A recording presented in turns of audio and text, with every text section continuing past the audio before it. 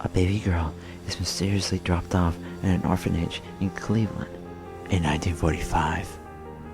Jane grows up lonely and dejected, not knowing who her parents are, until one day in 1963, she is strangely attracted to a drifter.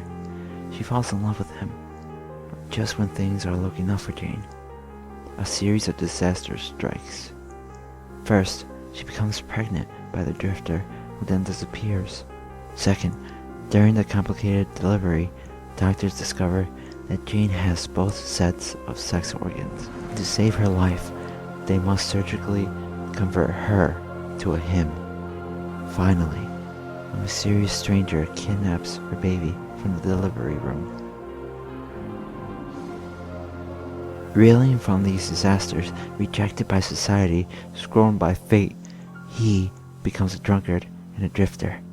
Not only has Jane lost her parents and a lover, but he has lost his only child as well.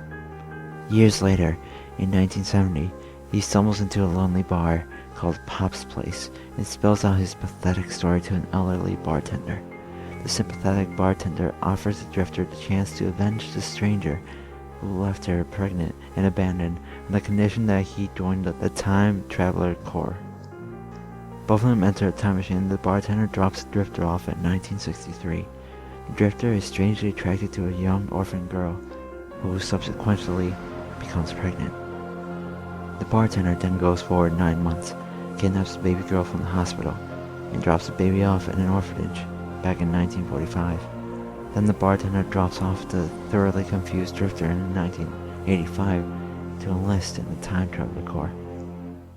The drifter eventually gets his life together and becomes a respected and elderly member of the Time Traveler Corps, and then disguises himself as a bartender and has his most difficult mission: a date with destiny, meeting a certain drifter at Pop's Place in 1970.